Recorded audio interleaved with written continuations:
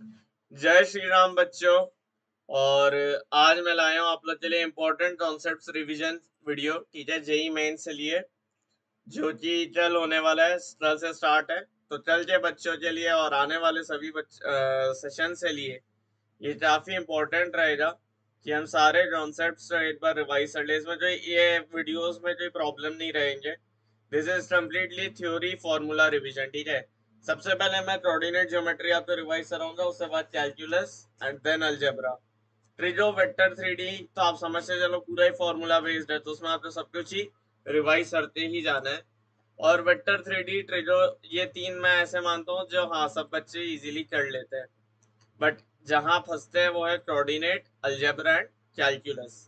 तो सबसे पहले मैं कोऑर्डिनेट की वीडियो बना रहा हूँ, उससे बाद में जो है कैलकुलस की बनाऊंगा and at the end algebra की हम बना रहे होंगे। कोऑर्डिनेट ज्योमेट्री में जो सबसे पहला पॉइंट है दैट इज स्ट्रेट लाइन से अगर मैं स्टार्ट करूं,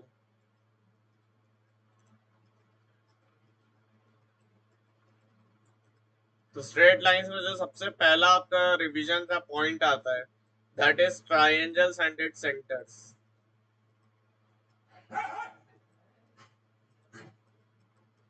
ट्राइंगल्स एंड इट्स सेंटर्स। तो इसमें मैं हजारों बार पढ़ा चुका हूँ, लेकिन एक बार फिर से, क्योंकि कल आपका लेक्चर है, एग्जाम है। लेटर से ए बी सी मेरा कोई भी एक ट्रायंगल है, तो इसमें कौन कौन सा सेंटर्स होते हैं भाई?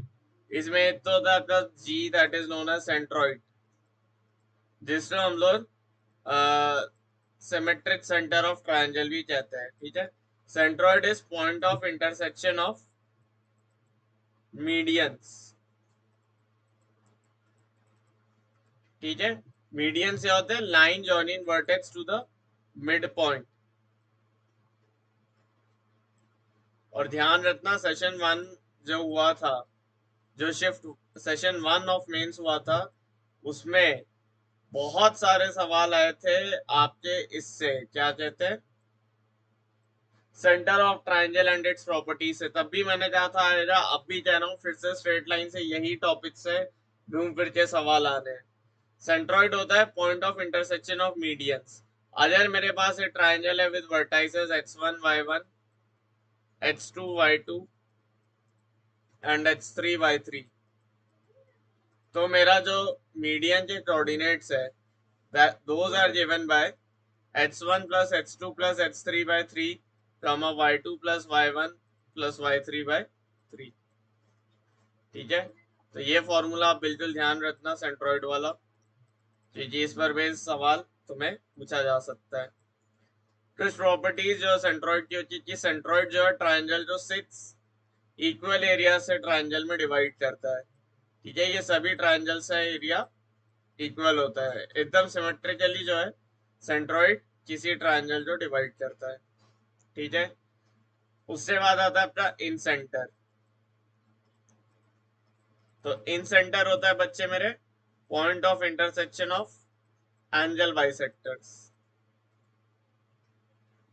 ठीक है। एंगल बाइसेक्टर्स का जब भी पॉइंट ऑफ इंटरसेक्शन होता है that is known as incentre. Centroid और इन सेंटर हमेशा ट्रायंगल के इनसाइड ही लाई करते हैं, ठीक है। ये भी ध्यान रखना है एक बात। तो लेटर से ये अगर मेरा ट्रायंगल हो गया ए बी सी, और ये एंगल बाइसेक्टर है ए डी, ये एंगल बाइसेक्टर है बी ई, और ये एंगल बाइसेक्टर है सी एफ,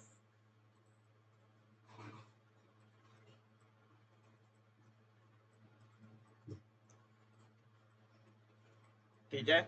तो एंगल बाइसेक्टर से पॉइंट ऑफ इंटरसेक्शन जो हम लोग इन सेंटर कहते हैं, आई। और आई का जो फॉर्मूला है that is given by A H one, लेटर से कैपिटल है आपका h1 y1 है, कैपिटल बी आपका h2 y2 है, कैपिटल सी आपका h3 y3 है। और ये लेटर से साइड लेंथ ए है, ये आपकी लेट से साइड लेंथ बी है, ये लेट से आपकी साइड लेंथ सी है। तो आपका जो इन सेंटर होता है that is a h1 plus b h2 plus c h3 upon a plus b plus c, comma B a y1 plus b y2 plus c y3 comma A plus B plus C. ठीक है, ये आपका जो है इन centre के coordinates होते हैं। फिर आता है आपका ortho centre and circum centre. ठीक है, ऑर्थो सेंटर, सर्कम सेंटर। तो ऑर्थो सेंटर जो है ये आपका होता है point of intersection of altitudes.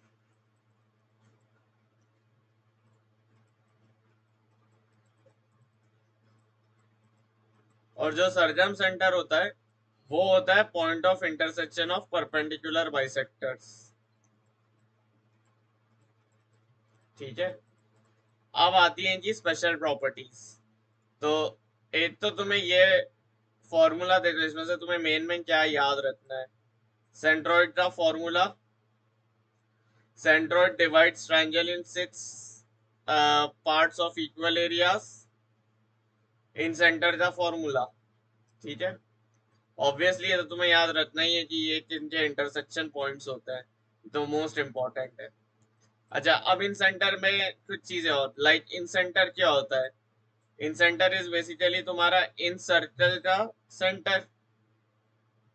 ठीक है, तो इन सेंटर जो है बेसिकली तुम्हारा इक्वी डिस्टेंट होता है फ्रॉम ऑल द साइड्स। तो ये भी एक बात ध्यान रखना है इसमें, equi distant from all sides. और इसका जो रेडियस होता है स्मॉल आर, जिसे आप इन रेडियस बोलते हो, वो आता है एरिया अपॉन सेमी पेरीमीटर। ठीक है, area of triangle bye semi perimeter. तो ये फॉर्मूला भी सारा ध्यान रखना, मे भी यूज हो जाए।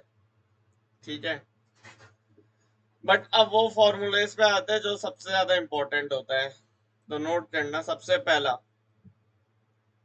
Centroid divides median in ratio 2:1।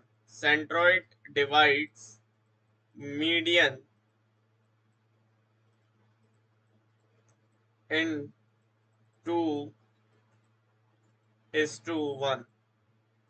Let us से ट्रायंगल है मेरे पास एबीसी, और इसी एक मीडियन है अपने पास एडी। ठीक है, तो जो एडी मीडियन है और जी लेट अस से सेंट्रॉइड है, तो अपने पास रेशियो होता है A G is to G D is equal to 2:1। तो कई बार जो है आपको ये प्रॉपर्टी का यूज करने को पड़ सकता है। ठीक है,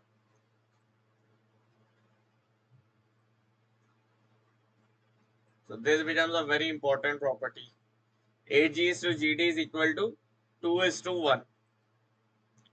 सेकेंड, किसी भी ट्रायंगल के लिए ortho centre, centroid and circum centre collinear होते हैं।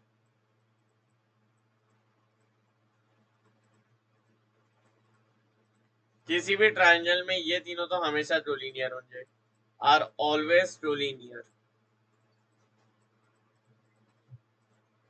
और जो सेंट्रॉइड है वो ऑर्थो सेंटर और सर्कम सेंटर जो 2:1 के रेशियो में डिवाइड करता है। तो लेट अस से ये ऑर्थो सेंटर है, ये मेरा सेंट्रॉइड है, और ये मेरा सर्कम सेंटर है।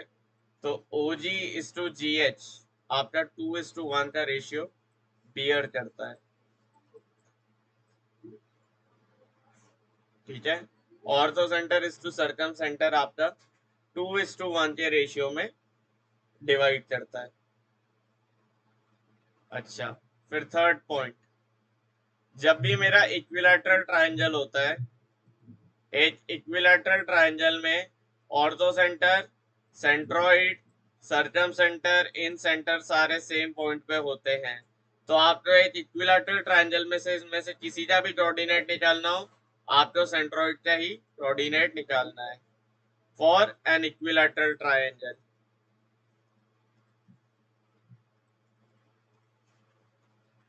फोर्थ पॉइंट, एक आइसोसेलेस ट्रायंगल में, आइसोसेलेस ट्रायंगल में ऑर्थो सेंटर, सर्कम सेंटर, ये centroid, incentre are collinear. ठीक है, ये सारे जो है कोलिनियर होते हैं, that is they all will lie on the same line. तो एंड तुम अगर तुम्हारे पास मीडियन की लाइन है तो उसी मीडियन पे जो है तुम्हारे ये सारे लाई करेंगे, पर सारे सेम नहीं होंगे, ठीक है। Fifth and the most important point जो बहुत बार यूज हो रहा है, राइट एंगल ट्राइंगल की प्रॉपर्टीज। तो राइट एंगल ट्राइंगल में जो आपका ऑर्थो सेंटर होता है वो होता है point of intersection of altitudes. अगर ये दो परपेंडिकुलर साइड्स है तो इनका जो पॉइंट ऑफ इंटरसेक्शन है, जिसे आप vertex of right angle triangle बोलते हो, दैट इज बेसिकली तुम्हारा ऑर्थो सेंटर। और जो मिड पॉइंट ऑफ हाइपोटेनियस होता है that is basically your circum centre. तो ये अगेन एक काफी इंपॉर्टेंट कॉन्सेप्ट हो जाता है। ओके, ठीक है। एच सर्कम सेंटर जो है ये होता है मिड पॉइंट ऑफ हाइपोटेनियस, ठीक है। तो ये वाली बात आपको याद रखनी है। तो ये इतनी जो प्रॉपर्टीज है सेंटर्स ऑफ ट्रायंगल्स ही आपको पूरी याद होनी चाहिए। और दो एडिशनल बता देता हूँ जो थोड़ी सी एडवांस लेवल होती है। सबसे पहले तो किसी भी ट्रायंगल के वर्टेक्स को आप एक साइड के अबाउट रिफ्लेक्ट करोगे तो वो सर्कम सर्कल पे लाई करेगी। लेट अस से मैं ए वर्टेक्स और बीसी साइड के अबाउट रिफ्लेक्ट करूंगा, है ना, मतलब opposite side say about reflect करना। ऑब्वियस सी बात है, ए तो ए बी के अबाउट और ए तो ए सी के अबाउट तो तुम रिफ्लेक्ट करोगे नहीं, वो तो उस पे लाई कर रहा है, तो रिफ्लेक्शन तो सेम ही आ जाएगा। बट ए को अगर तुमने बी सी के अबाउट वो किया रिफ्लेक्ट, तो A dash and it will always lie on the circumcircle. Similarly अगर मेरे पास ए बी सी है, ठीक है, और यहाँ से इन सेंटर है आई, और आई ए आई बी आई सी, ये मैं मान लो मेरे एंगल बाइसेक्टर्स है। तो अगर मैं बी को ए आई के अबाउट रिफ्लेक्ट करूंगा ना तो बी डैश रिफ्लेक्शन आएगा which will lie on A सी। अगर मैं बी को ए के अबाउट रिफ्लेक्ट करूंगा, ए आई के अबाउट रिफ्लेक्ट करूंगा, ठीक है, इस लाइन के अबाउट, तो it will lie on A C always. Similarly for all the other vertices, ठीक है। अच्छा, हाँ, एक बहुत इंपॉर्टेंट कॉन्सेप्ट जो छूट रहा था, एंगल बाइसेक्टर थ्योरम, है ना, एंगल बाइसेक्टर थ्योरम। इस पर बेस भी पिछली बार मेंस में आपको याद होगा जनवरी में बहुत सवाल दिए थे और मैंने आपको बार बार कह रहा था angle bisector theorem. Angle bisector theorem क्या कहती है मेरे भाई? एंगल बाइसेक्टर थ्योरम ये कहती है कि अगर मेरे पास एक ट्राइंगल है ए बी सी और ए डी मेरी एंगल बाइसेक्टर है, तो B D by C D किससे बराबर आती है? A B by A C. तो आपको अगर एंगल बाइसेक्टर की इक्वेशन निकालनी हो ट्राइंगल के लिए तो आप जो है पहले सेक्शन फॉर्मूला लगाओ। मान लो ये वर्टेक्स दिया है, ये वर्टेक्स दिया है, तो और ये तीनों वर्टेक्स दे दिया और तुमसे एंगल बाइसेक्टर की इक्वेशन पूछा, तो तुम्हें ये रेशियो फाइंड आउट कर लेना है। सेक्शन फॉर्मूला से डी आ जाएगा और ए और डी ज्वाइन कर देना 2 पॉइंट फॉर्मूला से, तो तुम्हारे पास एंगल बाइसेक्टर की जो है इक्वेशन आ जाती है, B D by C D बराबर ए बी बाई ए सी। ऐसे बहुत सवाल मैंने कराए हुए हैं ना। तो अगर मैं एक एग्जांपल लेना चाहूँ छोटा सा, तो जैसे मान लो एक ट्राइंगल है 0 0, ठीक है, एक मान लो ये पॉइंट है -2 0 और लेटेस्ट से एक पॉइंट है 4 0, ठीक है, और इस ट्राइंगल के लिए मुझे एंगल बाइसेक्टर फाइंड आउट करना है। अच्छा, ये तो यार वैसे 3 कोलिनियर पॉइंट होते तो ट्राइंगल कैसे बनेगा? -2 0 4 0 और लेटेस्ट से 1,1 इससे बना रहे, ठीक है। तो ये वाली साइड की जो डिस्टेंस आएगी कितनी आएगी? 1 और 3 ना, तो ये √10 होगा और ये तुम्हारा जो है अगेन आई थिंक √10 ही आएगा, ठीक है, ये भी √10 आएगा। तो जो तुम्हारा ये बनेगा डी ए बी सी, तो जो डी आएगा तुम्हारा, अभी तो ये आइसोसेलेस हो गया है ना, तो जो तुम्हारा डी आएगा, तो अगर आइसोसेलेस ट्रायंगल है तो ऑब्वियस ही बात है कि एंगल बाइसेक्टर और मीडियन सभी की सेम इक्वेशन ही आएगी। ठीक है, तो डी पॉइंट जो है बेसिकली तुम्हारा C D B C is to B D is to C D तुम्हारा 1:1 होना चाहिए। तो डी पॉइंट है जो तुम्हारे कोऑर्डिनेट आएंगे वो क्या हो गया बेसिकली 1:1 सेक्शन फॉर्मूला मतलब मिड पॉइंट है। तो डी पॉइंट है कोऑर्डिनेट तुम्हारे बेसिकली आ जाएंगे 1,0, और इन दोनों जब तुम लाइन को ज्वाइन करते हुए जो इक्वेशन बनेगी तो ये बेसिकली तुम्हारी I think x equal to 1 line हो जाएगी। ठीक है, तो इस तरह से एंगल बाइसेक्टर थ्योरम भी आप यूज करते हो रिवीजन, इसमें क्या कहते हैं कोऑर्डिनेट ज्योमेट्री में। अच्छा, ये तो अलग चीज है थ्योरी। ऑल राइट, तो ये अपन ने ये भी रिवाइज कर लिया है, ये स्ट्रेट लाइन में सेंटर ऑफ ट्रायंगल अब प्रॉपर आपका जो है पूरा हो गया है।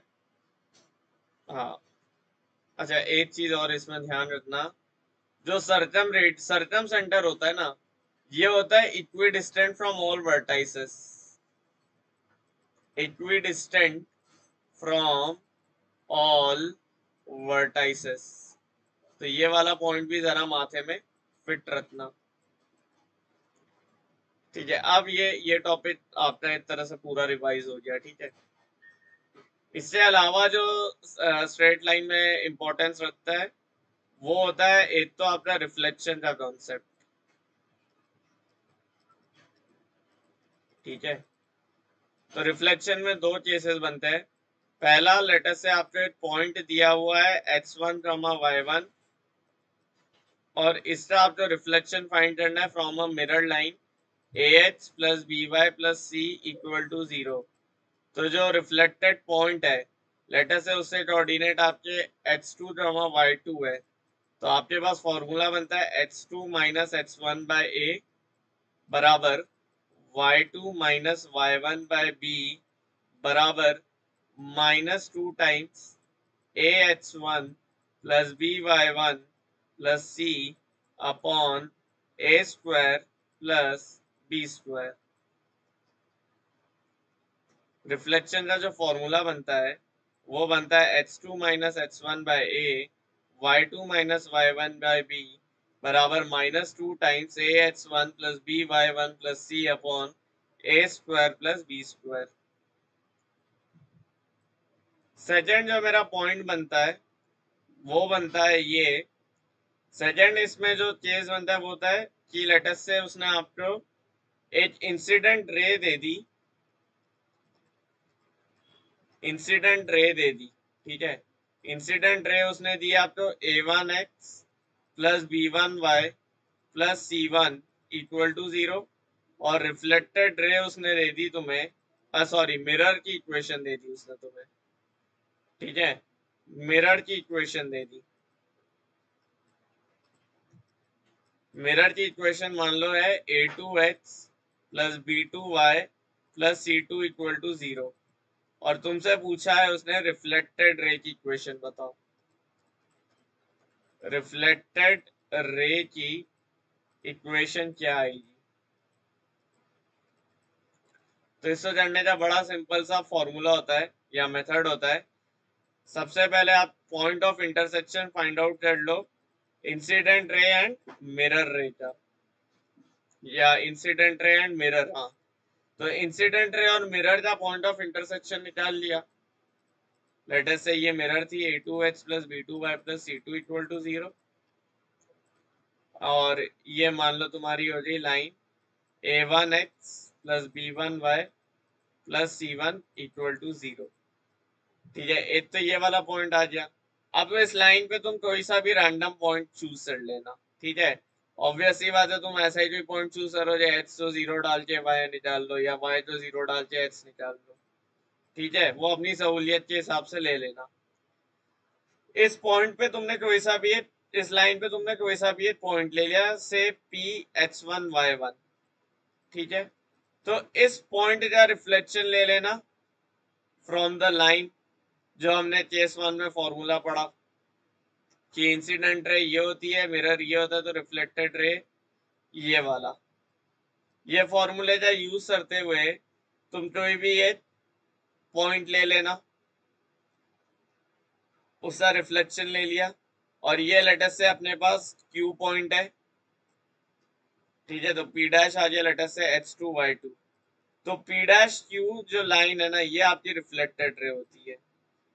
पी डैश क्यू जो है वो तुम्हारी रिफ्लेक्टेड रे होती है,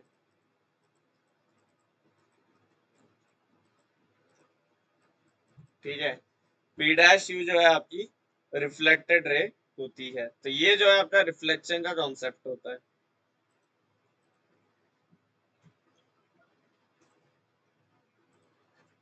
ठीक है। तो रिफ्लेक्शन हो गया। और एक कॉन्सेप्ट जो इम्पोर्टेंट होता है, perpendicular distance and angle bisector. Perpendicular distance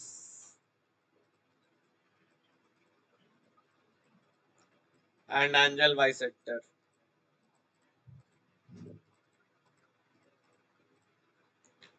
तो परपेंडिकुलर डिस्टेंस क्या होता है, अगर लेटर से मेरे पास एक स्ट्रेट लाइन है AH plus BY plus C equal to 0, तो इसका perpendicular distance from H1 Y1 is given by AH1 plus BY1 plus C divided by under root A square plus B square,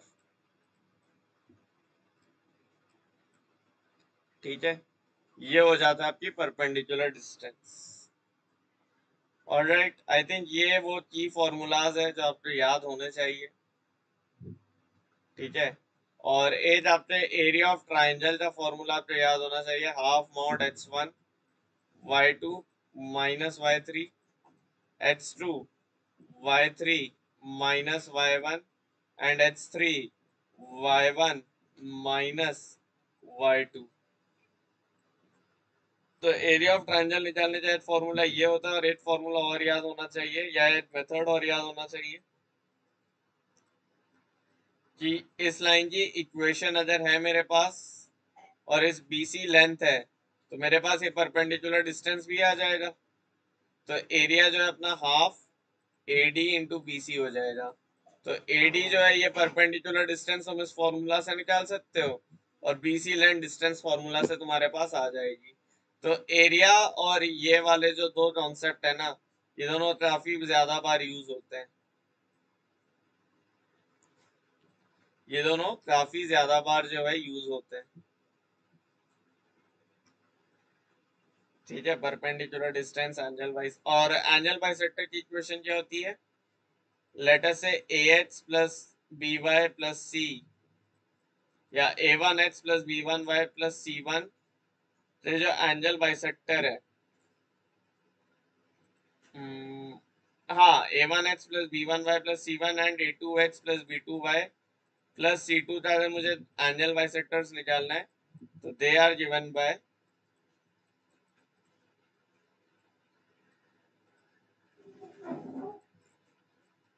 that is equal to plus minus A2H plus B2Y plus C2 divided by under root A2 square plus B2 square,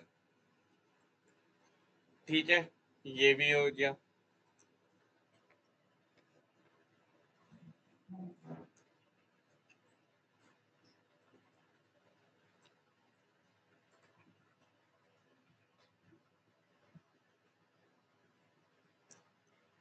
और क्या हो सकता है भाई, तुम्हारे पास A1H plus B1Y plus C1 है ना, ये एंगल बाइसेक्टर का फॉर्मूला हो गया है तो तुम्हारा भैया। और क्या हो सकता है, आई थिंक इतनी थ्योरी सफिशिएंट है ना, कोऑर्डिनेट के अंदर, मतलब कोऑर्डिनेट बोल रहा हूँ, स्ट्रेट लाइन के अंदर। आई थिंक ये पोर्शन जो है ऐसा था जिससे क्वेश्चन आता है। हम मूव ऑन करते हैं सर्कल्स पर, ठीक है। सर्कल्स, तो सर्कल क्या होता है भाई, सबसे पहले सर्कल्स में जो कुछ जान लेने वाली बात की, अगर मेरे पास एक इक्वेशन है of the form H² plus Y² plus 2GH plus 2FY plus C equal to 0, तो फिर जो मेरा सर्कल होता है इससे जो सेंटर होता है वो होता है -g, -f। ठीक है, ये इंपॉर्टेंट पॉइंट होता है। और इस सर्कल का रेडियस तुम्हारा g² + f² - c होता है। तो ये वाली प्रॉपर्टी पर बेस्ड सवाल आते हैं। दूसरा सर्कल में जो सबसे ज्यादा पूछा जाता है वो क्या पूछा जाता है कि लेट अस से ऐसा मेरे पास एक सर्कल दिया है और इसकी जो चौड़ है PQ, ठीक है, और इसका मिड पॉइंट है लेट अस से M। तो जो मिड पॉइंट M है, एक तो सेंटर से ज्वाइन करोगे तो वो से परपेंडिकुलरली बाइसेक्ट करता है और यहाँ से ये होता है रेडियस। तो एक तो ये वाला कॉन्सेप्ट काफी ज्यादा तुम्हें यूज होते हुए दिखेगा सर्कल में। तुम्हें चौड़ की इक्वेशन दे देगा, सेंटर दे देगा, तो ये परपेंडिकुलर डिस्टेंस आ जाएगी, रेडियस तुम्हारे पास है, तो तुम चौड़ की लेंथ निकाल सकते हो बेसिकली, है ना। इसका रिवर्स भी दे सकता है, सर्कल की इक्वेशन निकलवा सकता है, वो तुमसे कुछ भी कर सकता है। ठीक है, हो सकता है वो तुम्हें ये इंटरसेप्ट लेंथ दे दे और क्या दे दे, लेट अस से रेडियस दे दे या सेंटर दे दे। सेंटर दे देगा, है ना, रेडियस नहीं देगा सेंटर दे देगा और परपेंडिकुलर डिस्टेंस निकलवाएगा। ठीक है, तो इस तरह की चीजें करता है। एक होता है केस ही, मान लो सर्कल जो है वाई पे कुछ इंटरसेप्ट बना रहा है और एक्स एक्सिस पर टेंजेंट है। ठीक है, इस तरह से। तो इस ये एक्स एक्सिस को जिस पॉइंट पे कट करेगा वही इससे सेंटर का एक्स कोऑर्डिनेट आ जाएगा, वाई कोऑर्डिनेट आपको निकालना पड़ेगा। सिमिलरली हो सकता है कि वाई एक्सिस पे टेंजेंट मार रहा हो और एक्स एक्सिस पे चौड़ बना रहा हो, ऐसा ऐसा ऐसा। ठीक है, एंड लेट से ये वाला पॉइंट है मेरा 0, b। तो इस पॉइंट का y कोऑर्डिनेट तो मुझे नहीं पता, x कोऑर्डिनेट तो सेंटर का हमें निकालना पड़ेगा। ठीक है, और y कोऑर्डिनेट जो है समथिंग b आ जाए, और y कोऑर्डिनेट तो आपका फिक्स रहेगा b, जहां पे उसने टेंजेंट मारा है वहीं पे। थर्ड पॉइंट, अगर x एक्सिस और y एक्सिस दोनों पे सर्कल टेंजेंट है तो जो इसका सेंटर होता है, अच्छा, और ये जो x कोऑर्डिनेट होगा ना, हाँ हाँ हाँ, एक चीज और, ये जो मेरा x कोऑर्डिनेट होगा ये तो मेरा सिंपली क्या हो जाएगा,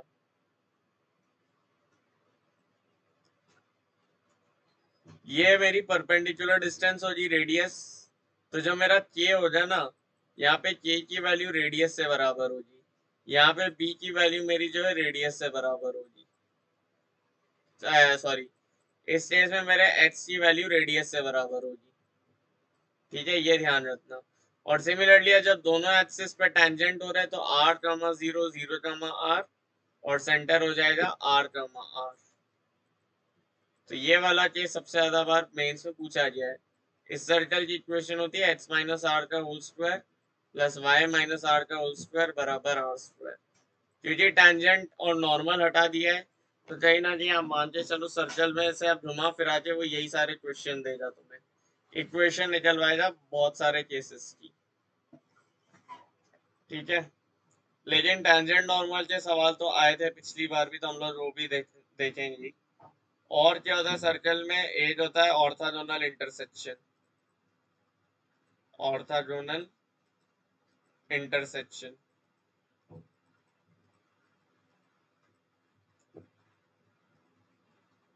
तो लेट अस से एक सर्कल है x² + y² + 2g1x + 2f1y + c1 = 0, और एक सर्कल है x² + y² + 2g2x + 2f2y + c2 = 0। तो इनका अगर ऑर्थोगोनल इंटरसेक्शन है तो g1 g2 + f1 f2 ये होता है बराबर c1 + c2। ठीक है, that is your orthogonal intersection. ये वाला भी जो है आपको फॉर्मूला याद रखना है। और क्या क्या होता है मेरे भाई सर्कल्स में, आई थिंक नॉर्मल लेवल पे तो यही यही कॉन्सेप्ट होते हैं। ठीक है, इससे बाद तो जो है अब आपका टैंजेंट नॉर्मल शुरू हो जाता है। तो टैंजेंट नॉर्मल में हम बेसिक बेसिक चीजें देख लेते हैं। देखो टैंजेंट नॉर्मल में सर्कल तो सबसे इजी होता है। टैंजेंट क्या होता है? परपेंडिकुलर होता है टू रेडियस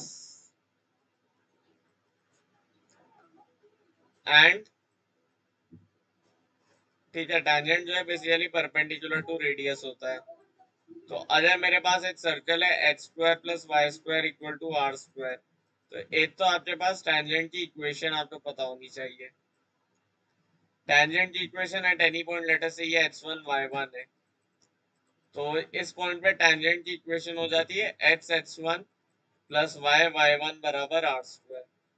सिमिलरली एक केस बनता है जनरल वाला, जब सर्कल की इक्वेशन है x माइनस एच का whole square plus y minus K का होल स्क्वायर बराबर आर स्क्वायर। उस केस में टैंजेंट की इक्वेशन आती है x minus H into x1 minus H plus y minus K into y2 minus K y1 minus K is equal to R square. ये भी जो है इम्पोर्टेंट है ना। एक आधी सेशन में पिछली बार तुम्हें याद हो तो टैंजेंट और नॉर्मल के सवाल आ जाते थे, छोड़ के ना जाओ, रिवाइज करके जाओ। Normal of a circle basically क्या हो जाता है? रेडियस हो जाता है। Normal of a circle is basically radius and it passes through centre.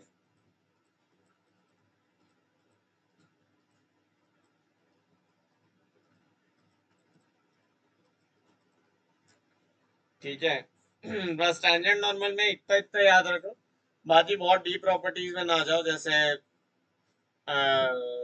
वो वाली जो होती है ना डायरेक्ट कॉमन टैंजेंट और ये सब अभी छोड़ दो। ये आपका वो मेंस में नहीं देगा क्योंकि उसने टैंजेंट नॉर्मल हटा दिया है। बट एक चीज जो मेंस दे सकता है, अगेन लेटर से आपके पास दो सर्कल है X square plus Y square plus 2g1x plus 2f1y plus c1 बराबर 0 and X square plus Y square plus 2g2x plus 2f2y plus c2 equal to 0। तो यहाँ से हमारे पास ना एक काफी अच्छी चीज आती है। लेटर से ये मेरा है सर्कल S1 और ये है मेरा सर्कल S2। तो अगर S1 S2 S1 and S2 have one point of intersection, ठीक है, वन पॉइंट ऑफ इंटरसेक्शन है अगर, तो दो केस बनते हैं कि या तो दोनों ऐसे इंटरसेक्ट कर रहे हो, तो इस केस में जो डिस्टेंस बिटवीन देयर सेंटर होता है वो हो जाता है सम ऑफ देयर रेडियसेस। ठीक है, और दूसरा केस ये वाला बनता है।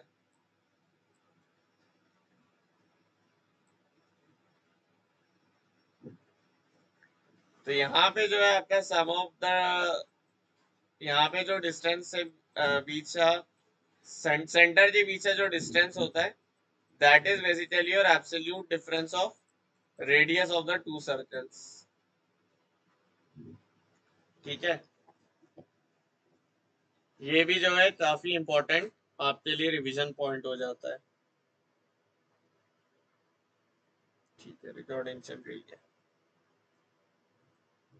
S1 एंड S2 है वन पॉइंट ऑफ इंटरसेक्शन। तो ये अच्छा, और मान लो ये अगर दो पॉइंट्स पे इंटरसेक्ट कर रहे हैं इस तरह से,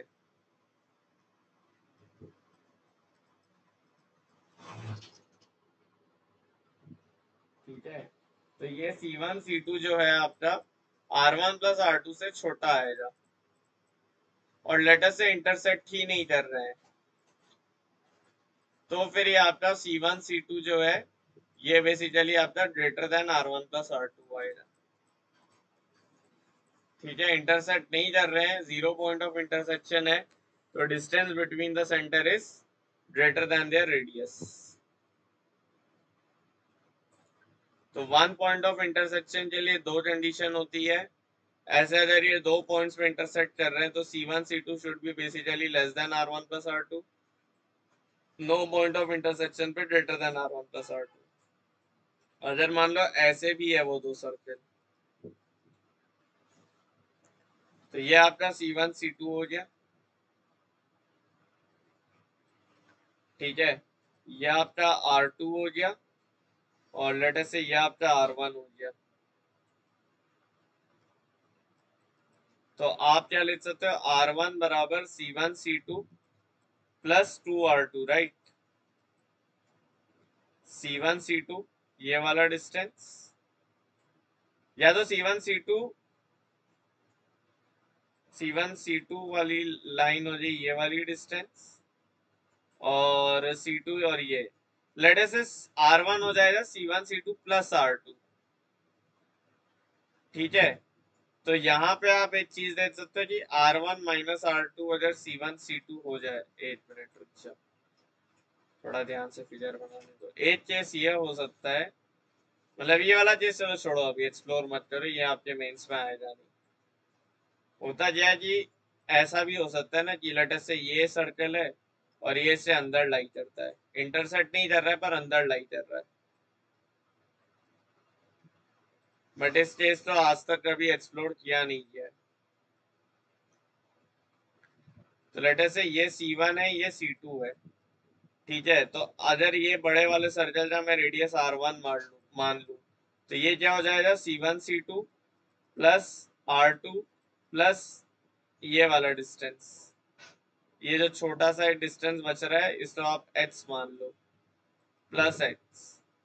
तो यहाँ से आपको दिख रहा होगा कि R1 माइनस R2 बराबर C1 C2 प्लस x। तो अगेन आप यहाँ से देखोगे R1 माइनस R2 अगर ग्रेटर देन C1 C2 हो जाए तो भी जो है वो दोनों सर्कल जो है इंटरसेक्ट नहीं कर रहे होंगे, ठीक है। तो ये वाला भी कॉन्फ़िगरेशन याद रखना, ठीक है। खैर वो तो आप सेंटर जब देखोगे तो आपको समझ आ ही जाएगा कि वो इनसाइड है नहीं है ना। मेजोरिटी क्वेश्चन आपको ये केस और यही केस, ये चार केस से आएगा, ये स्पेशल केस है, शायद ही बने, ठीक है। और तो आई थिंक सर्कल्स में इसके अलावा कोई खतरनाक सी प्रॉपर्टी मेरे ख्याल से नहीं बचती है ना। अपन ने सारे टाइप के केसेस ले लिए, ठीक है। शॉर्टेस्ट डिस्टेंस वाले जो सवाल होते हैं ना, वो शॉर्टेस्ट डिस्टेंस बेस्ड ही जो सवाल आता है नॉर्मल में आता है, तो वो तो आपको इधर बता देते हैं नॉर्मल जो है। तो shortest distance is always along the normal, shortest distance is always along normal. तो अगर आपको दो कोनिक से बीच का शॉर्टेस्ट डिस्टेंस निकालना है, दो सर्कल से बीच, एक सर्कल दे दिया एक पैराबोला दे दिया, इससे बीच का शॉर्टेस्ट डिस्टेंस निकालना है, तो आपको क्या करना है, आपको पता है कि सर्कल का जो नॉर्मल है वो तो सेंटर से पास करेगा और शॉर्टेस्ट डिस्टेंस नॉर्मल से होगा। तो आपको इस पैराबोला का वो नॉर्मल फाइंड करना है जो बेसिकली सेंटर से पास करे, ठीक है। या you have to find equation of normal जो सेंटर से पास करे। तो अगर Y square equal to 4ax है तो मेरे नॉर्मल की इक्वेशन क्या होती है, y प्लस टी एक्स बराबर 2at प्लस एटी क्यूब। अब अगर आपके नॉर्मल सी इक्वेशन याद है तो अच्छी बात है। और यहाँ से बस अब मुझे टी निकालना है, तो सेंटर ऑफ द सर्कल से पास करना चाहिए। तो ये वाला जो क्वेश्चन है डायरेक्ट आया था आपके इसमें मेंस में, और मैंने तब भी कहा था आपसे कि ये रिवाइज, मतलब ये मैंने आपको रिवाइज ही कराया था, नॉर्मल वाला कॉन्सेप्ट, शॉर्टेस्ट डिस्टेंस वाला। तो अब यहाँ पे जो है अपन इधर से भी ब्रेक ले सकते हैं। Now we can discuss the concept of parabola, ठीक है।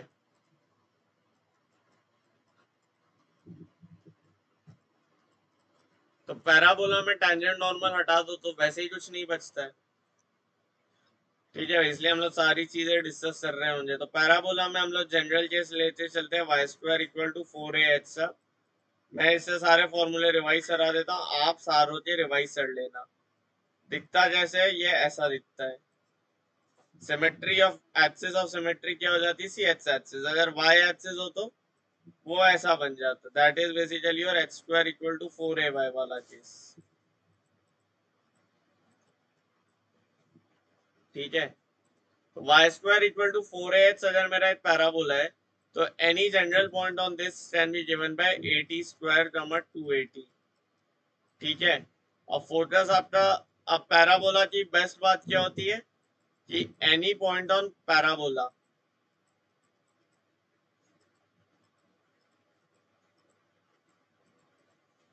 is equidistant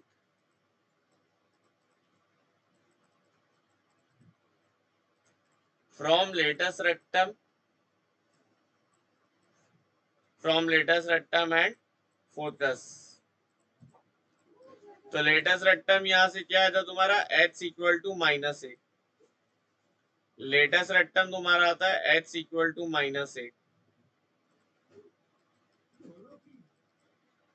और लेटस रेक्टम का perpendicular distance from any point और फोकस से डिस्टेंस फ्रॉम एनी पॉइंट जो है बेसिकली सेम होता है। तो any point on a parabola is equidistant from latus rectum and focus. Latus rectum में, और लेटस रेक्टम जो है तुम्हारी line perpendicular to this. Focus dot हो गया तुम्हारा any point passing through the focus. ठीक है, अच्छा ये लेट अब और क्या क्या प्रॉपर्टी बनती है इसमें। हाँ, लेट अस से T1 और T2 तुम्हारे फोकस डॉट है, तो जो T2 होता है वो तुम्हारा -T1 -2/T1 होता है। ये तुम्हें ध्यान रखना पड़ेगा। ठीक है, T2 is equal to -T1 -2/T1 तुम्हारे फोकल डॉट के पैरामेट्रिक कोऑर्डिनेट से वीसा रिलेशन होता है। तो तुम्हारे पास दोनों पॉइंट आ जाता है अगर फोकल डॉट है और एक पॉइंट गिवन है तो। ठीक है, और तो मतलब पैराबोला में प्रॉपर्टीज में क्या क्या रहता है, कुछ टफ टफ प्रॉपर्टीज रहती है, बट वो तो मैं एडवांस से लिए रहता है। मेंस में तो पैराबोला में ऐसे ही सवाल आते हैं ना आपको mainly. Length of latus rectum तुम्हारा 4a होता है, एक तो ये ध्यान रखना। लेंथ ऑफ लेटस रेक्टम जो है वो आपका 4a होता है। ठीक है और चलो और देख लेते हैं प्रॉपर्टीज, है ना एक, वो वाली जो मेंस में आती है।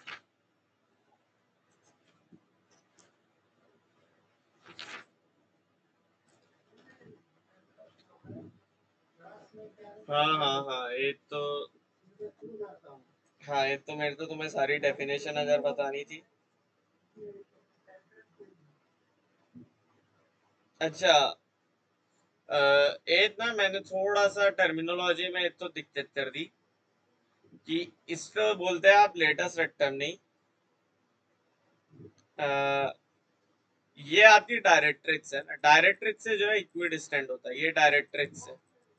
तो डायरेक्ट्रिक्स जो है तुम्हारी बेसिकली एक लाइन होती है perpendicular to the axis of symmetry. Latus rectum क्या होता है, focal dot perpendicular to the axis, ये होता है तुम्हारा लेटस रेक्टम। ठीक है, latus rectum is basically your double ordinate. Double ordinate मतलब एक रॉड ऑफ पैराबोला।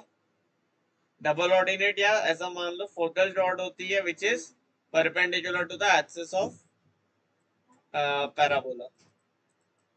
ठीक है,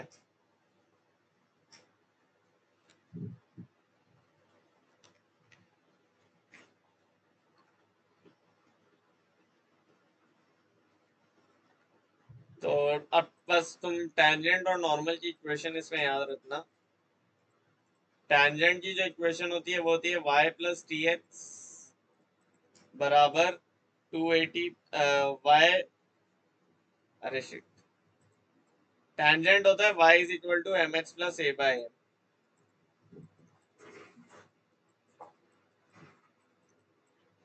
और और क्या हो सकता है, Y T is equal to H plus A T square. अगर तुम पॉइंट हो ए टी स्क्वायर का मैं 280 से रिप्रेजेंट करते हो। बेसिकली जो तुम्हारा m होता है वो 1/t होता है, ठीक है। m की वैल्यू जो है ना वो तुम्हारी 1/t होती है, स्लोप ऑफ टेंजेंट, ठीक है। बाकी कोई सा भी केस हो ना, तो तुम टेंजेंट का स्लोप इजीली यूजिंग dy/dx निकाल सकते हो, है ना, अगर फॉर्मूले याद ना हो तो। इतने फॉर्मूले याद रखना मुश्किल होता है, तो आप dy/dx से जो है टेंजेंट का स्लोप निकाल लो, ठीक है, उसमें कोई दिक्कत नहीं है। तो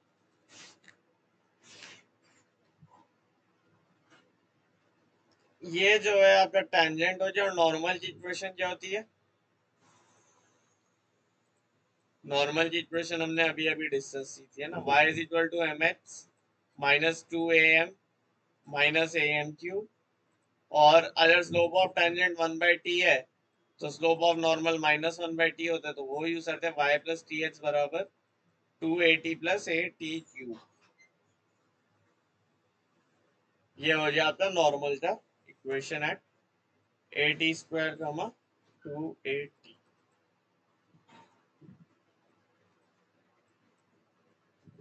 ये भी हो गया डन। तो पैराबोला हो गया और सर्कल हो गया, ये सारे आपके जो है बेसिकली थ्योरी वाले पॉइंट्स हो गए।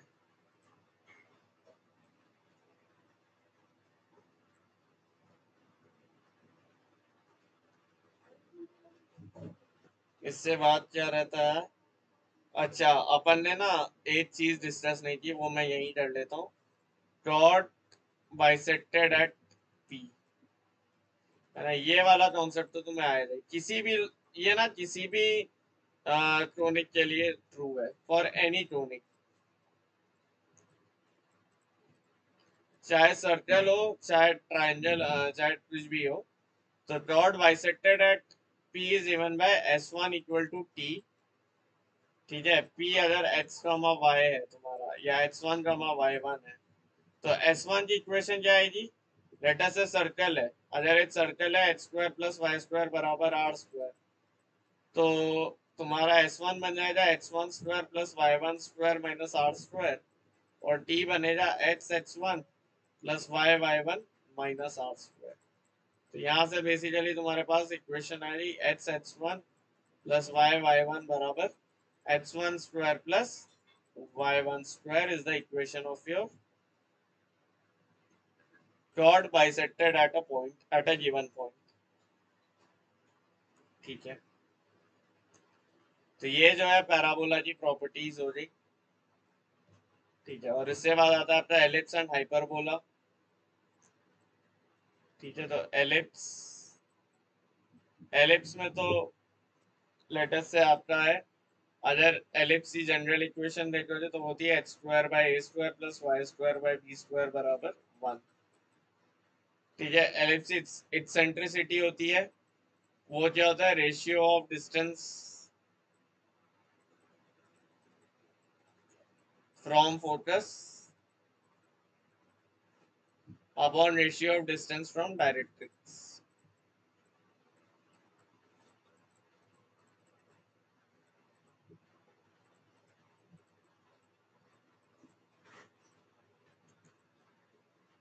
ठीक है। तो अगर मेरे को किसी भी पॉइंट का फोकल डिस्टेंस निकालना है ना, तो मैं क्या करता हूँ, E into distance from directrix कर देता हूँ। ये वाली चीज एक तो तुम याद रखना, मैं डायरेक्ट फोकस से डिस्टेंस फॉर्मूला लगा के नहीं सॉल्व करूंगा इक्वेशन, मैं eccentricity into distance from directrix कर दूंगा। डायरेक्ट्रिक्स ये होती है C H equal to plus minus A, दो फोकस होते हैं पैराबोला में, सॉरी एलिप्स में जो है बेसिकली तुम्हारे दो फोकस आते हैं ना, S1 एंड S2, और इन दोनों की जो है अपनी अपनी रिस्पेक्टिव डायरेक्ट्रिसीज होती है। तो ये अगर ए ई कामा 0 है और ये माइनस ए ई कामा 0 होता है, ठीक है, अज्यूमिंग तुम्हारा ए ग्रेटर देन बी वाला केस चल रहा है ना, ए ग्रेटर देन बी, तो ये होगा और ये होगा। तो ये वाली जो परपेंडिकुलर डिस्टेंस है ये आप निकाल सकते हो बहुत इजीली। ये परपेंडिकुलर डिस्टेंस बेसिकली क्या हो जाएगी, जो भी इस पॉइंट का वाई कोऑर्डिनेट होगा उसमें तुम ई से मल्टीप्लाई कर देना, उतना तुम्हारा फोकल डिस्टेंस आ जाएगा। ठीक है, तो ये परपेंडिकुलर डिस्टेंस फॉर्मूला से निकाल भी सकते हो। ठीक है, अच्छा, तो ये एलिप्स हो गया, डिस्टेंस फ्रॉम डायरेक्ट ये ई हो गया, और इसमें फॉर्मूला और क्या होता है कि बी स्क्वायर बराबर ए square into e square minus one, sorry one minus e square. क्यों, क्योंकि एलिप्स है जिसमें eccentricity is less than one for ellipse.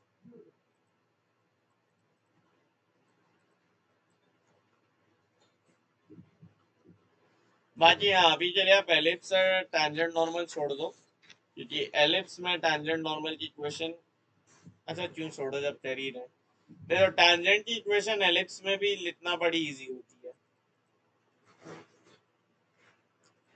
अगर ये मेरा एलिप्स है और मुझे टैंजेंट चाहिए at the point x1 y1, तो वो बन जाती है x(x1/a² प्लस y(y1/b² बराबर 1। ठीक है, ये हो जाता है आपका टैंजेंट, और नॉर्मल होता है आपका, normal is given bye, normal की इक्वेशन वैसे तो तुम डायरेक्ट फाइंड आउट कर सकते हो स्लोप वाला लगा के, वो तुम्हें याद मत रखो, और अगर याद रखना चाह रहे हो तो वो बन जाता है a²h/h1। ठीक है, वैसे इजी होता है, माइनस b² y(y)(y1) बराबर a² - b², that is equal to a²e²। ठीक है, ये होता है तुम्हारा नॉर्मल, और इसमें तुम पैरामेट्रिक कोऑर्डिनेट लेना चाहता है, x1 होता है तुम्हारा a cos theta and y1 होता है आपका b sin थीटा। ये जो है आपके बेसिकली पैरामेट्रिक कोऑर्डिनेट्स हो जाते हैं। ठीक है, और एक चीज याद रखना है, एलिप्स में ये वाला कॉन्सेप्ट भी मेंस में आ सकता है कि अगर एलिप्स की कोई ये टैंजेंट है और उस पे हमने परपेंडिकुलर डाले हैं फ्रॉम फोसाई P1 P2, तो ये जो P1 इंटू P2 है, इसकी वैल्यू जो है वो बेसिकली b² के बराबर आती है। P1 इंटू P2 जो है तुम्हारा बराबर b² होता है, और ये चीज जो है आपके टैंजेंट में भी चलेगी। ठीक है, तो एलिप्स में और कोई खतरनाक चीज होती है क्या, हाँ होती है, एक तुम ना लेटेस्ट रेक्टम के लेंथ का फॉर्मूला याद रखना। Length of latus rectum parabola में अपन ने देखा था 4a होता है, अगर ये बन जाता है तुम्हारा h²/a, तो इसमें जो लेंथ ऑफ लेटेस्ट रेक्टम होती है वो होती है बेसिकली 2b²/a। जब a is greater than b, मतलब जब मेजर एक्सिस तुम्हारी x एक्सिस है, और अगर मेजर एक्सिस y एक्सिस हो जाए तो वो हो जाता है 2a²/b where a is less than b। तो ये दोनों फॉर्मूले जरा जरा से याद रखना, बहुत इंपॉर्टेंट हो जाता है। ठीक है, लेंथ ऑफ लेटेस्ट रेक्टम, इस पर बेस्ड सवाल तुम्हें मिल सकता है। तो एलिप्स तो जो है मेन, पूरा टेंजेंट नॉर्मल हटा दो तो इतना सही बचता है ना, इसमें और तो ये बहुत खतरनाक चीज नहीं होती है, वो प्रॉपर्टीज होती है थोड़ी सी और, बट वो तुम मान के चलो एडवांस में आएंगी, वो भी टेंजेंट नॉर्मल से रिलेटेड होती है ना। तो एलिप्स तो मेन तुम्हारा यहाँ पे खत्म हो जाता है, बस ये वाली प्रॉपर्टी याद रखना, क्योंकि ये मेंस दे सकता है ना, वो टेंजेंट नॉर्मल का जो है बेसिक बेसिक तो पूछ ले रहा है।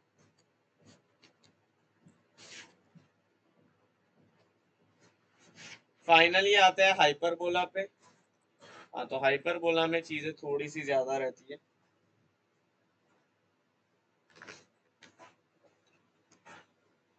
हाइपरबोला में रिवाइज करने को थोड़ा सा ज्यादा रहता है।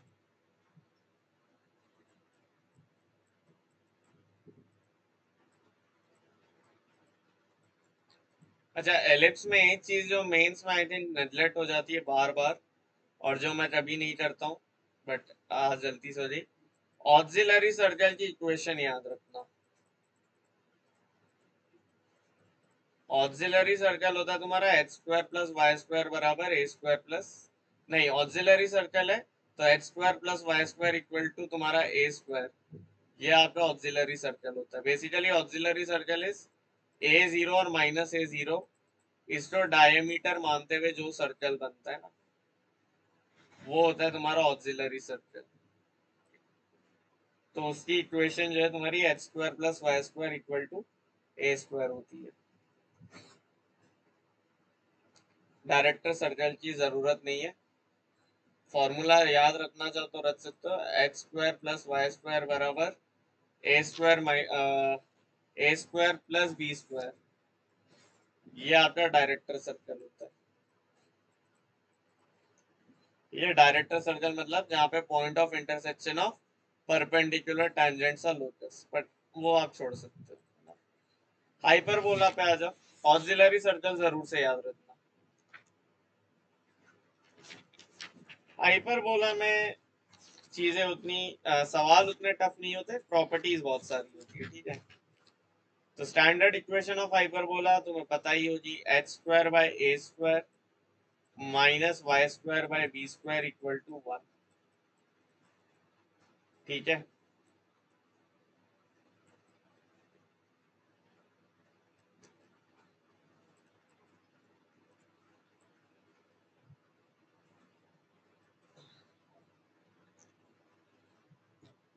इसमें जो तुम्हारे पैरामेट्रिक कोऑर्डिनेट आते हैं वो आते हैं a sec theta gamma b tan theta. हर हर एक हाइपरबोला का कॉन्जुगेट हाइपरबोला भी डिफाइंड होता है। इसमें जो एक्सेंट्रिसिटी होती है B square equal to A square E square minus one, and again जैसे एलिप्स में तुमने डिफाइन किया था एक्सेंट्रिसिटी से, वैसे ही तुम डिस्टेंस फोकल डिस्टेंस निकाल सकते हो जो एलिप्स में अपन ने निकाला था इस तरह से, ratio of distance from focus by ratio of distance from directrix sir के फोकल डिस्टेंस एलिप्स के केस में भी सेम वे में आ जाता है, ठीक है। अच्छा, हाँ ये चीज मेरे से रह गई थी एलिप्स में, यार ये से यहाँ देख लो, ठीक है। जब एलिप्स पे मैं S1P प्लस S2P करता हूँ ना, तो उसकी वैल्यू आनी चाहिए तुम्हारी 2a, और जब मैं हाइपरबोला की बात करता हूँ तो mod of S1P minus S2P, ये आना चाहिए तुम्हारा 2a, ठीक है। ये एलिप्स के लिए होता है और ये हाइपरबोला के लिए होता है। अभी मेजर एक्सिस एक्स एक्सिस है और माइनर एक्सिस वाई एक्सिस है। सिमिलरली इससे अपने पास एक कॉन्जुगेट हाइपरबोला भी आता है।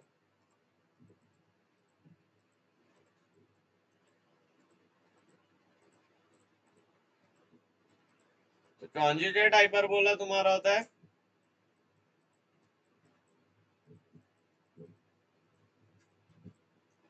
अरे रिवर्स हो जाती है कहानी।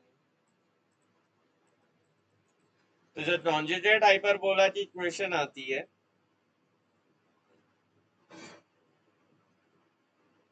एक मिनट,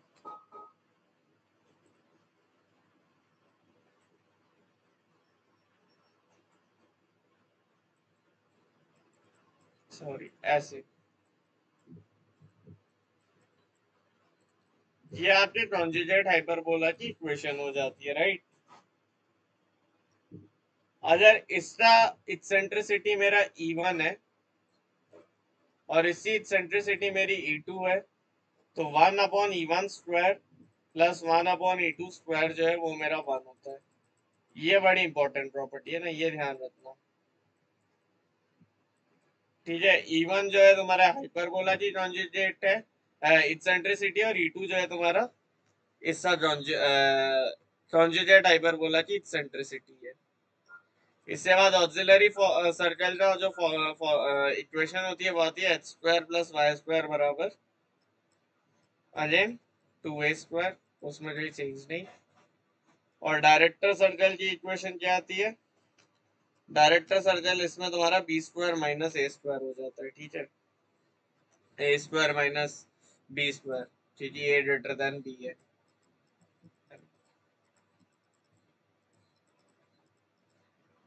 एलिप्स में प्लस था, यहाँ माइनस आ जाता है।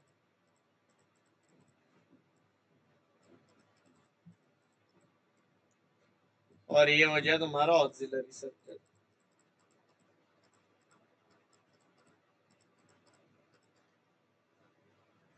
ठीक है, drought with a given middle point S1 equal to T लगा देना। टी इसमें भी वही बन जाएगा, x x one by A square minus y y one by B square बराबर 1। और इसमें तुम्हारा ये क्या बन जाएगा, a square h by h one plus B square y y y one बराबर b square minus a square बराबर ए स्क्वायर ई स्क्वायर।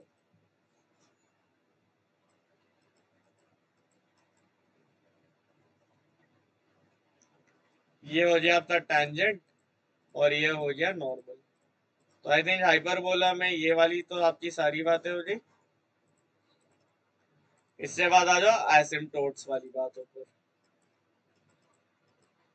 एसिम्टोट्स मतलब टेंजेंट टू एट इंफिनिटी।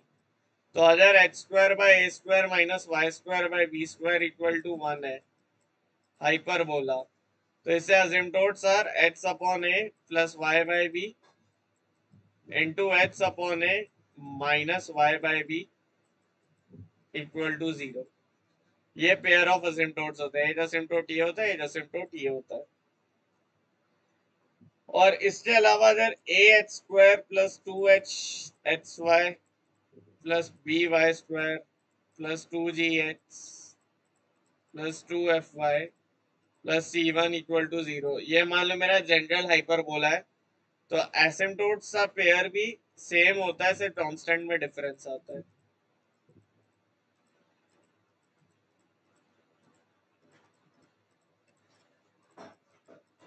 और अगर ये C2 निकालना है मुझे, तो इसका जो डेल्टा है उसको अपन को 0 करना पड़ेगा, डेल्टा इक्वल टू 0।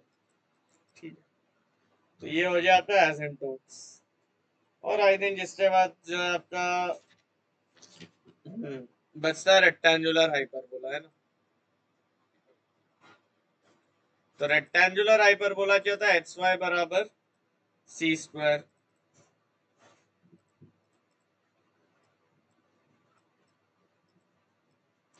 और उसकी जो ये होती है तुम्हारी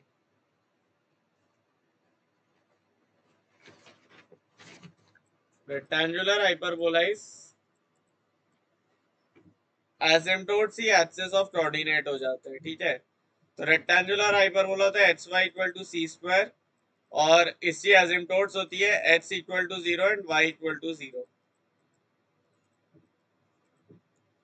यही एसिम्टोट्स होते हैं और यही इससे जो है कोऑर्डिनेट एक्सिस भी होते हैं, ठीक है।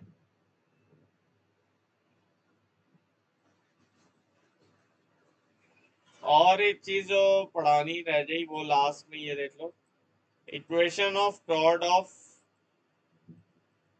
Ellipse and hyperbola.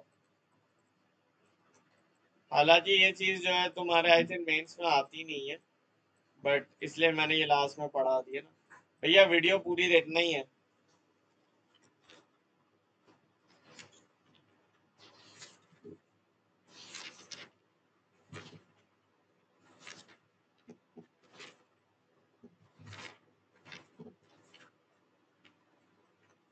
तो इक्वेशन ऑफ कॉर्ड क्या होती है तुम्हारी,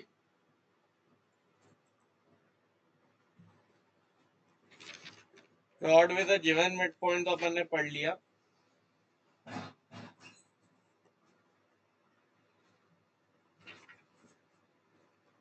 अच्छा, equation of chord of ellipse साला दी भी नहीं है क्या, ये रही। अगर एक पॉइंट है तुम्हारा a cross alpha b sine alpha, और एक पॉइंट है a cross beta b sine beta, तो जो तुम्हारा इक्वेशन ऑफ कॉर्ड होता है वो गिवन होता है h by A cross alpha plus beta by 2 plus y by B sine alpha plus beta by 2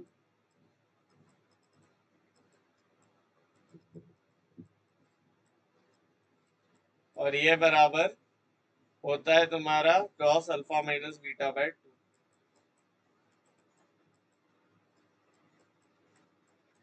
ठीक है, तो ये जो है हमारा chord of the ellipse equation होती है और कॉर्ड ऑफ हाइपरबोला की क्या इक्वेशन होती है? कॉर्ड ऑफ हाइपरबोला की इक्वेशन तुम्हारी क्या है?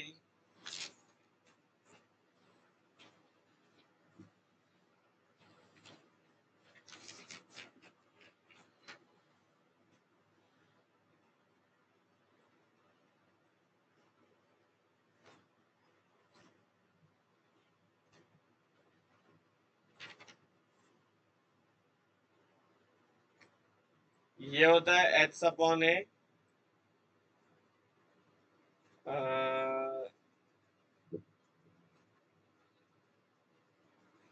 एच सेट थीटा भाई, ये तो टेंजेंट हो गया यार। एक मिनट, इससे क्या कॉर्ड की इक्वेशन इसमें नहीं है?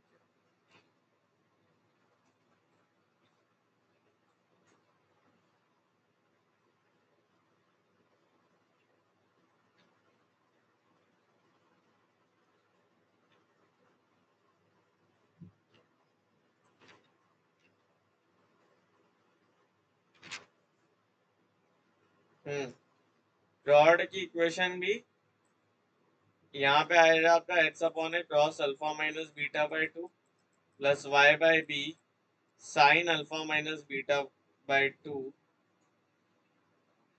कहाँ चला गया? Minus Y by B sine alpha minus beta by 2 और ये होता है cross alpha plus beta by 2।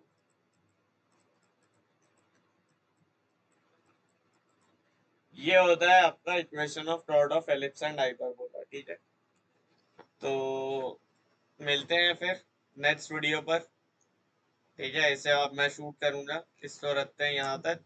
ये हो जाए अपना important concept revision of coordinate geometry for mains. जय श्री राम बच्चों।